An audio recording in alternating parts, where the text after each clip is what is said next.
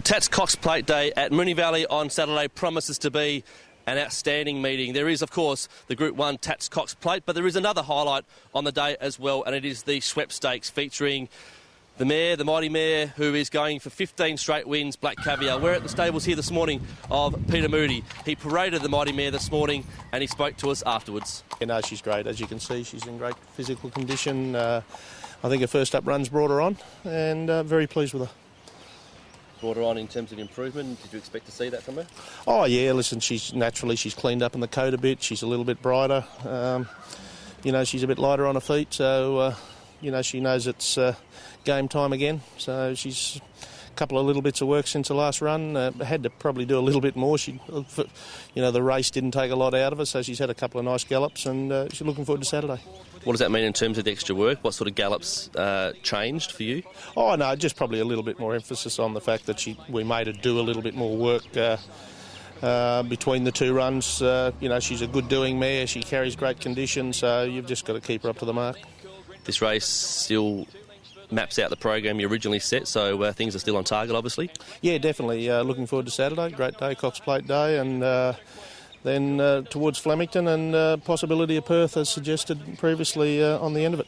Are you disappointed that only 4 other horses are going to be running this Saturday? Does it take away the challenge a bit? Oh, I suppose, you know, it's a bit disappointing for racing, full stop, but you know, we're getting into the carnival, back end of the carnival, attrition rates build up. You know, there's a lot of terrific races out there for other horses, like Caruda Queen that ran second to her the other day. She can run in a 3-year-old race for nearly as much prize money, so common sense approach there. And we've got so many tremendous, you know, sprints coming up. There's good options. You've got the Salinger at Flemington, and there's numerous stakes races up the straight at Flemington throughout the carnival. So I suppose trainers are a bit selective in not wanting to butt heads with her and give themselves every opportunity to win a race. Also the intimidation factor, isn't it? Some would be scared to take you with her on, wouldn't they?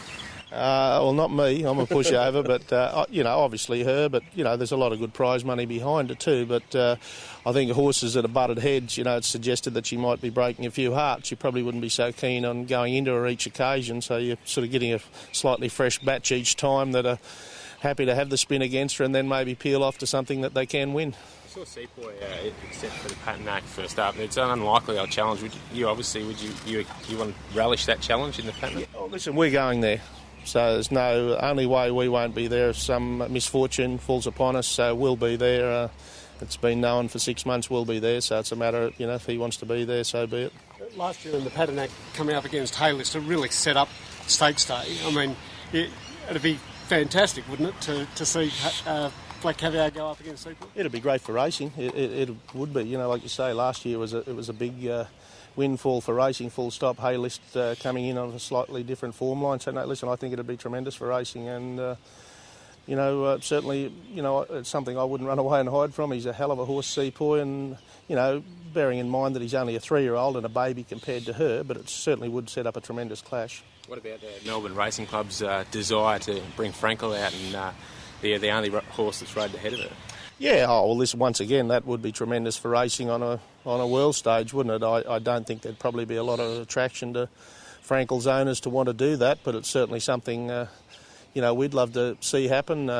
You know, probably a 1,400-metre trip, you know, her being a 6-furlong horse and he being a miler, you know, 7 furlongs would probably be an ideal trip for both horses to maybe clash, and you know, one of those things, it's a bit of a pipe dream, but you never know. It was very good at Caulfield. They put on a good show for her, and I'm expecting there'll be a few bums and seats there on Saturday to see her as well. So, look, hopefully she doesn't disappoint. Cast your mind back to last time she was at the Valley there, under lights. William Reid, is a great atmosphere, lots of people cheering her onto the track.